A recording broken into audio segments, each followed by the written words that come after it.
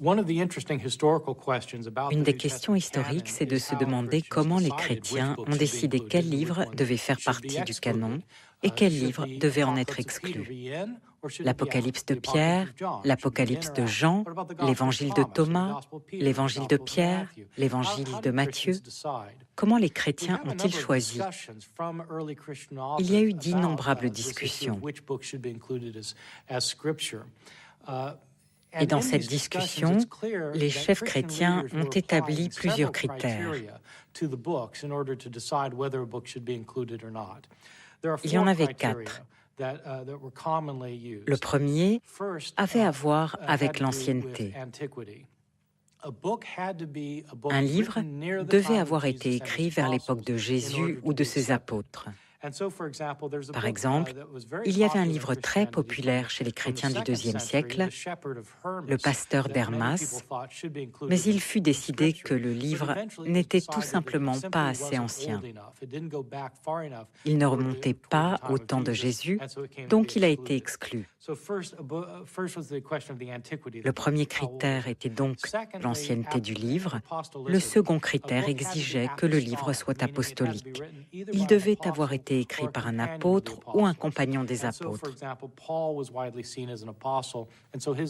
Paul, par exemple, était considéré comme un apôtre, donc ses épîtres pouvaient figurer dans le livre. Qu'en était-il alors des évangiles ? À l'origine, ils étaient anonymes. Quand on lit l'évangile de Matthieu, il n'est pas dit qu'il a été écrit par Matthieu. Le titre a été ajouté plus tard. Il est évident que si Matthieu lui-même avait donné un titre au livre, il ne l'aurait pas appelé l'Évangile selon Matthieu, mais simplement l'Évangile ou l'Évangile de Jésus-Christ. Donc celui qui a intitulé ce texte « L'Évangile selon Matthieu » a voulu dire au lecteur que c'était Matthieu l'auteur. Le deuxième critère était donc qu'un livre devait être apostolique. C'est une des raisons qui explique pourquoi l'Apocalypse de Jean a eu tant de mal à faire partie du canon. Beaucoup pensaient que l'Apocalypse de Jean n'était pas de Jean, le fils de Zébédée, disciple de Jésus. Donc l'Apocalypse a été exclue du canon jusqu'à ce qu'elle soit attribuée aux disciples de Jésus. Donc un livre devait être ancien et apostolique.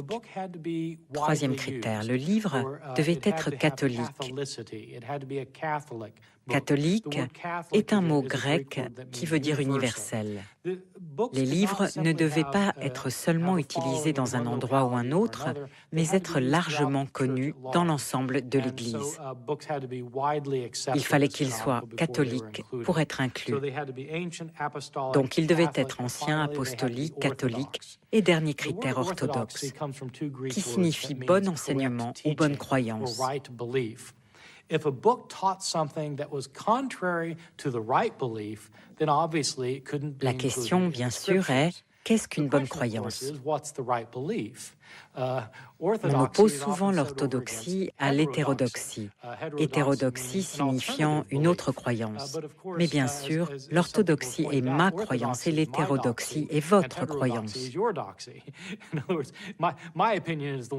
Mon opinion est la bonne, la vôtre est mauvaise. Finalement, les chrétiens ont dû se mettre d'accord sur une doctrine acceptable par tous. Quant aux livres qu'il fallait inclure dans le Nouveau Testament, ils devaient se plier à cette orthodoxie chrétienne.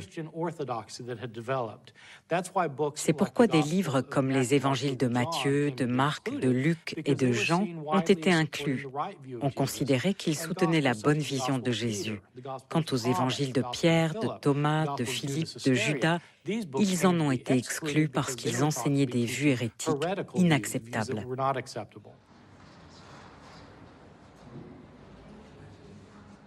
Le recueil des livres qui composent le Nouveau Testament, tel que nous pouvons le lire aujourd'hui, n'a été entériné qu'en 1545, lors du Concile de Trente, en Italie. Il aura donc fallu plusieurs siècles pour arrêter officiellement le canon des Écritures.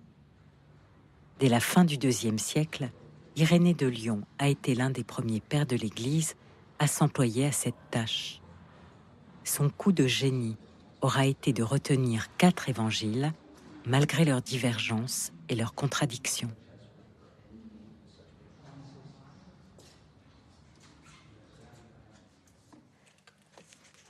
Irénée, livre 3, 11-8.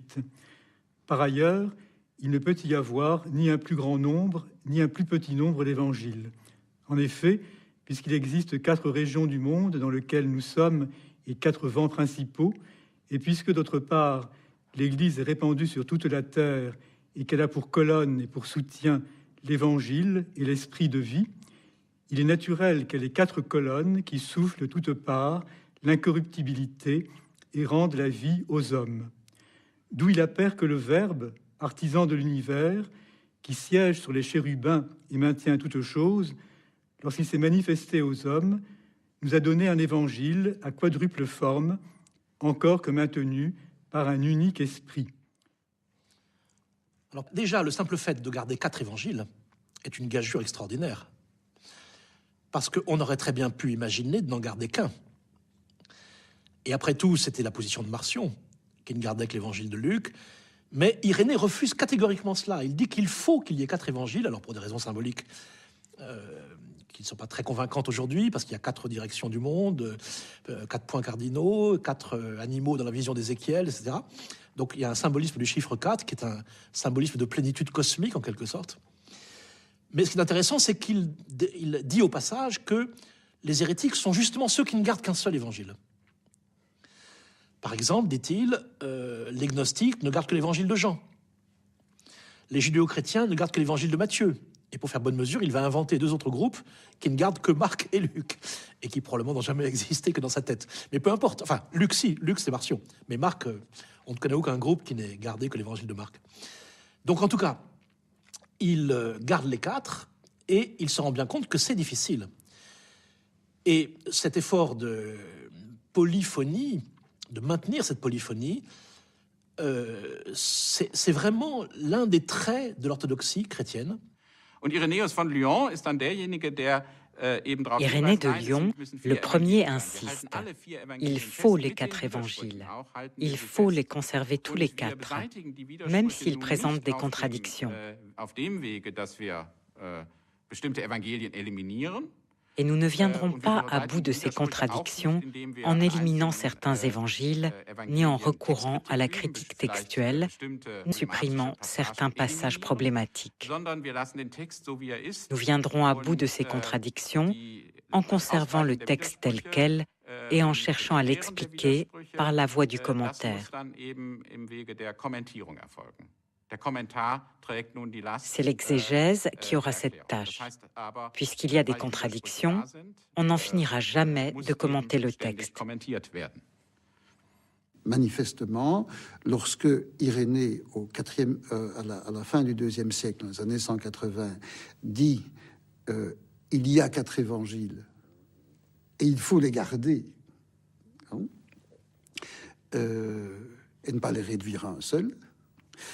Lorsqu'Irénée dit cela, il observe une réception qui s'est faite déjà, hein, contre Marcion, mais aussi contre le diatessaron de Tatien, contre la volonté de ramener les textes de référence à un texte unique qui n'est plus de contradiction interne, hein, et cette volonté de ramener, on peut dire que la réception des évangiles est encore vivante au milieu du IIe siècle, puisqu'on se dit qu'on peut encore les améliorer, hein, les améliorer en les ramenant à un seul, qui deviendra à ce moment-là la référence absolue.